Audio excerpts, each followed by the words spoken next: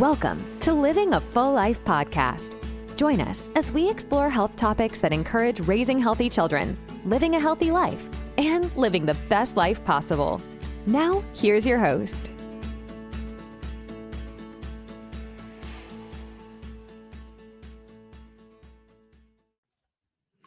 Welcome back to Living a Full Life podcast. I'm Dr. Enrico Dolce-Corri, and today we're diving into one of the hottest topics online right now, longevity hacks. From biohacking, gadgets to exotic supplements, everyone seems to be searching for the fountain of youth. But what's actually backed by science, and what's just expensive hype? And most importantly, what can you start doing today to live not just longer, but healthier? That's exactly what Living a Full Life podcast is all about. How do we maintain the health that was given to us for as long as possible? It's called maintenance and preventative health care, and that's really the hack that's been around for thousands of years. How do we maintain that? Otherwise, everything else is really just hype. But let's dive into what longevity trending is all about. And maybe you've seen it across social media. Maybe you've seen the biohacking stuff. Maybe you have questions. There's been a high rise in social media conversations about anti-aging, biohacking, and wellness optimization. And every time I scoff and roll my eyes as I scroll by, I thought maybe this would be a great podcast for our listeners to hear out. Billionaires are pouring billions of dollars into anti-aging research. You've seen some of them on social media, and they're actually doing it behind the scenes. They have been for a long time. The good news, there are proven strategies for living longer with better quality of life, and most do not cost a fortune, which is great news for all of us. And you know me, evidence-based backed literature that I want to go over is 5 points here that have been proven over and over and over again through the literature for dozens of years that these are the longevity hacks. You know, I hate the word hacks. There is no hacks. These are the truths behind longevity, and all the blue zones that we talked about in a couple podcasts and all of the longevity podcasts I've talked about, and even had special guests on the podcast about longevity and anti-aging. This stuff is all about the top research-based stuff that you need to know and implement in order to increase your chances of living a long and healthy life. That's all it is all about. I think health is more important than longevity. Living a healthy life is, then you can do anything you want. That's what health is. Health is a miraculous gift that to have, to be able to do all the things that you want. We take it for granted every single day, chasing all the other things in our life, but we wake up relatively healthy each day. Minimal pain, maybe no pain at all, being able to do everything you want to. You can pick up a basketball and start playing with your kids if you wanted to. That's a blessing. That's a gift. And we take it for granted all the time. But if we want to preserve this, this is the podcast for you. Number one on the list for sure, nutrition and fasting. Diets rich in whole foods, plants, lean proteins, and omega-3s lower the risk of chronic disease. So maintaining health is also called preventative health. We want to prevent any type of chronic illness to maintain our health. That's what it's all about. So we have to think preventatively and maintenance-wise what we need to do. So eating a diet rich in whole foods helps prevent many, many chronic illnesses. Fasting has great literature behind it. It makes sense. If you think of a Paleolithic type of evolution that we've had, I took anthropology and sciences and all that. I minored in anthropology. So as we go through that lineage of time over the last 10,000 years and how we've evolved over eating, not overeating. We've evolved over time eating from the earth, animals and plants. And if you think about it, you'd had to wait for harvest sometimes. You'd had to wait for game to go out and hunt sometimes, maybe days. So having the 3 meals a day, breakfast, lunch, and dinner, that's a luxury that we've developed over time. But that wasn't how we were developed and ingrained in our DNA. We may have gone time without food. We might have gone 16 hours, 24 hours, 48 hours, 72 hours without food.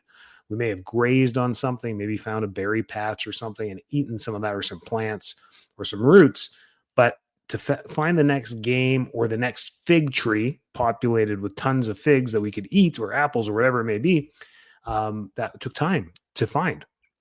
So fasting is ingrained in our DNA as humans, that intermittent fasting and time restricted eating improves insulin sensitivity and cellular repair. It creates a stage of autophagy, which means automatic eating of the body. So your body breaks down lackluster cells, weak cells, and replenishes them with healthy cells. So it has a regenerative effect, it has a cleansing effect, it has a lot of gut effects as well. And for us, what we want to try is maybe start with a 12-hour fast. Maybe finish dinner at 6:30 p.m. and then don't eat breakfast until 6 or 7 a.m. the next day. So the overnight fast, the 12 to 14-hour fast, is the easiest way to start teaching your body, hey, let's watch the clock on when we eat and start on there. Then you can try 16-hour fast, 18-hour fast where you skip breakfast. And you can try these for 2 or 3 days in a row. It doesn't have to be continuous forever. And see how you feel. When you give your gut a chance to repair, it's amazing the effects that can happen from that. But longevity studies have shown that intermittent fasting or breaking from eating continuously actually improves our lifespan because you slow down peristalsis, you give your gut a break from digestion. That makes sense. Think of it as like a machine in a factory constantly producing, like a coal factory or an energy factory, constantly producing energy. It's breaking down the coal, it's burning it, it's producing energy for us. Nuclear power, hydro, coal. I'm just giving you an example. Coal, we burn it down. It's constantly being fed. Coal is constantly going into the machines, constantly being burnt for energy. And your gut's doing that for you all the time, breaking down the food you eat and giving you energy, breaking down the food you eat and giving you energy. What if we could turn off the boilers for a little bit and be like, hey, machines, here's a break. That gives them a chance to cool down, heal up, and then get turned back on and produce more energy the next time you eat. So think about that in that way and how beneficial that could be. Imagine running your engine on your car constantly all the time and you never parked it in the garage. That engine will break down. The mileage will add up quite quickly. The car will break down quite quickly. And instead of lasting you 20 years, the Ferrari may break down in 10. And you wonder why longevity isn't there. It makes sense if you think of it simplistically. Number 2 on the list, and these are ranked from the number 1 to number 5, all important, but we got to start with nutrition. Number 2 is exercise and movement. All blue zones showed constant movement in their population. Regular exercise reduces the risk of heart disease, diabetes, dementia, and certain cancers, almost many cancers, to be honest with you. Both strength training and cardio are critical for longevity. So when we think of strength training and cardio, think of it again, paleolithically. Think about it on the farm, moving machines, moving heavy stuff, moving bales of hay, moving, digging trenches, digging crops, planting seeds, pulling roots, moving tree stumps. Think about that. Like that's our resistance training. And it's the constant walking across the fields, back and forth, doing things. It was constant walking. That was cardio, and that was resistance training, pulling and pushing. Now we have gyms, and we kind of push it quite a lot at the gyms. We get on the cardio machines for an hour. We do these ridiculous assault bike stuff. We do ellipticals. We do incline treadmills, which is aggressive, and on our joints. And then we do like heavy weights. We're lifting like these perfectly round barbells. Where is that in nature? Where is there a barbell in nature or a straight metal pipe in nature? They're usually branches that are bent and roots that are hard to get out of the ground. Those are not functional exercises, but the constant resistance exercise and the constant cardio exercise can help us with overall exercise. So I'm not knocking it. I'm just telling you, we don't have to go for the bench press record or lifting super heavy weights. We just need some resistance on that weight, and repetition is fantastic for lean muscle mass development and maintenance as we get older. And the cardio is great for cardiovascular health. So both together, wonderful exercise combination. You can rotate those 4 days a week. You do 2 strength training, 2 cardio days, and that's a great week. And go for daily walks. Aim for 150 minutes of moderate activity and 2 strength sessions weekly. Break those down in any way you want. You can do 2 45-minute workouts. You can do 2 60-minute workouts. You can do 3 45-minute workouts, any way you want. But it's actually that accumulation of time of resistance of doing 150 minutes of resistance a week that shows in the literature to be the tipping point of benefit. The benefit versus risk. The benefits start after 150 minutes. Anything less than that had lower benefit, but still had benefits than doing nothing, than being sedentary. So that's great for exercise. Number 3, sleep optimization. Sleep is the only chance we have to repair. So poor sleep is linked to a shorter lifespan, obesity, mood disorders, and poor immunity. People get chronically sick because from colds and flus because of poor sleep over time. Sleep is when your brain detoxes, your memory consolidates, and your hormones regulate. So really important to get 7 to 9 hours per night. Keep a consistent sleep/wake schedule and avoid screens 1 hour before bed in order to set yourself up properly for bedtime and sleep. Number 4, stress reduction and mental health. It directly impacts our mental health. So the science shows that chronic stress accelerates aging by shortening the telomeres. These are the protective caps on our DNA.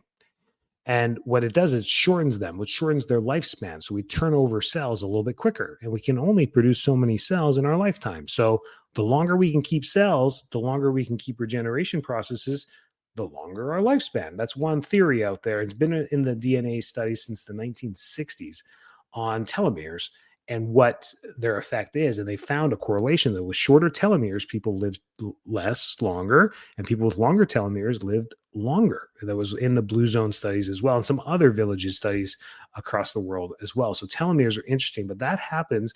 We shorten our telomeres because of stress, chronic stress, physical, mental, emotional, and mental stress will shorten those telomeres. So practices like mindfulness, prayer, meditation, breathing exercise, and gratitude improve resilience in our cells. It's been shown, spiritual studies have shown that prayer can be a healing effect. And then when they looked at it, they saw white blood cell and immune function increase. They saw actual markers in the blood increase through prayer and meditative states where we go in with gratitude or gratefulness or thankfulness. And what that does is actually changes not our DNA itself, but changes the way the DNA works. And our telomeres actually go up, stay within a constant length. And they even showed telomere studies in there as well. There's some Japanese studies that are fascinating on that. So your action step for this is to start with 5 to 10 minutes of daily breathing or gratitude journaling, or even just the meditative state or a prayer state every day. Starting, it can be just an attitude of gratitude, right? We call it 5 minutes of just having an attitude of gratitude. I've seen those cool videos of like the 5-year-old girl standing in front of the mirror. I am strong. I am smart. I am capable. And they have their affirmations. And it's a beautiful way to start the day to get you all pumped up. Number 5, relationships and purpose. Maybe the most important thing, having a purpose, is the meaning of life. But number 5 on this list from evidence-based research, but still very important. The science shows from Harvard studies of adult development, the longest study on happiness that was ever done found that social connections and having a sense of purpose are stronger predictors of longevity than wealth or fame. Not surprising, but very interesting that the social connections, that the meaningful social connections through our life gave us a purpose to stay alive. It makes sense. It totally makes sense. If people need you, you need to be around. If people don't need you, well, that's pretty miserable, isn't it? It makes a lot of sense. So that's why parents are usually a little bit happier long-term. Depends what stage in parenting you're in right now. If you got teenagers, you're probably in the valley of your happiness right now. But if you got empty nesters or you got toddlers, you're probably in that peak of happiness, knowing that you raised healthy kids and they're out on their own, conquering the college or their world or their careers, or you got toddlers that are just bringing a smile on your face each and every day. Family, the internet, interconnected family makes a huge difference. But what about our other social connections like friends and groups and friendships? Those are the ones getting up. When you look at blue zones like the Sardinia in Italy, the villages in Japan, Costa Rica, and the parts of the blue zones, all these people had daily habitual rituals, like daily events where they went and just sat down, had a coffee with the same group of friends. Usually old men would sit down with other old men friends, and they've been friends for like 60 years, sit down, have a cup of coffee and chat for 45 minutes. Maybe it was an hour and a half, who knows? And they would do that. And other people have connective groups or things that they looked forward to. Even the California group would look forward to bingo nights, bowling nights, all those kinds of things that brought them together as friends. So relationships and purpose make a huge step on longevity as well. And we need to understand that as well. Very cool stuff there.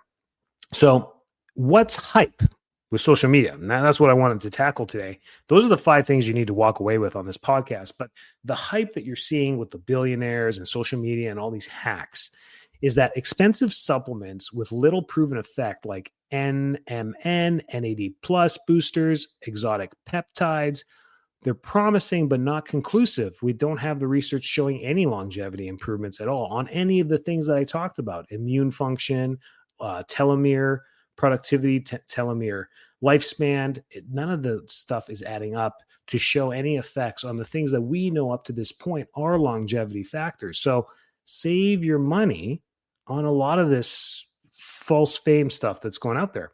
Extreme biohacks. Well, cryotherapy was fun for a while, wasn't it? Well, that's going out the window. I just heard a guy at the gym. He's like, I'm opening up my little health and wellness location spa. I'm like, right now, what are you doing? He's like, cryotherapy. And in my head, I'm like, well, you're going bankrupt because people are going away from this stuff. I mean, it was a fad, freezing your body for 5 minutes. Minimal effects, not affecting telomere health, helping brown fat and cellular processes. There is effects to it that are good. There are little things you can add. If you work out, you eat well, you do all the right things, and you're covering, 90% of the bases. Doing a cold plunge on top of that may give you that extra edge, get you to push an extra 10 pounds on the bench press, maybe help you recover better, more of an athletic thing. But as far as longevity, not yet there. It's not proven. Cryotherapy chambers, hyperbaric oxygen, blood transfusions from young donors. All of this stuff is out there on the internet right now. Hyperbaric, getting that oxygen helps the body heal faster. Wound therapy and even brain activity. Getting more oxygen in the body is great. Even cancer patients, getting in a hyperbaric chamber and pumping more oxygen deeper into the cells has shown being a great cancer fighter, a great brain activator, and wound healing. I know that for a fact. So I'm not knocking these things, but when we talk about longevity, should you be sitting in a hyperbaric chamber 1 hour every day? I don't know. Can you use your life for an hour doing something else and enjoying your life? Probably. Blood transfusions from young donors. I mean, this has been happening for hundreds of years. Some gruesome stories from human history around the world about how young they're taking this blood and putting it into or drinking it. Now it's transfusion. But again, there's a billionaire that was doing transfusions with his 16-year-old son and documenting blood work and stuff. Interesting stuff. But again, marginal improvements on that. Technology is exciting too, but the fundamentals still matter most. And it's the 5 things I told you there, right there. So be curious, listen to all the cool stuff coming up with AI and tech devices and all this stuff. Keep an open ear. But the basics that I told you about have been proven up to today to be the most important things for not only just living longer, but having a healthy life. I mean, just maintaining the health that you have. So they're basics that you should be doing every day, not only to just live longer, but to enjoy today, enjoy the present. And that's the cool stuff about that. To live longer, don't chase the latest gimmicks. Instead, master the basics. Eat whole foods, move daily, sleep well, reduce stress, and stay connected to people and purpose. Those are the true longevity hacks that are proven, powerful, and within your control. So that's what I want you to walk away with this week. Stay healthy, stay well. Thanks for joining me on Living a Full Life podcast. If you found this episode helpful, share it with a friend who's looking to feel younger, stronger, and healthier. And remember, longevity isn't about living forever. It's about living fully every day you're given. Thanks so much for tuning into this episode of Living a Full Life podcast. If you're enjoying the show, please feel free to rate, subscribe, and leave a review wherever you listen to your podcasts. That helps others find the show, and we greatly appreciate it. Thanks again for tuning in, and we'll catch you in the next episode.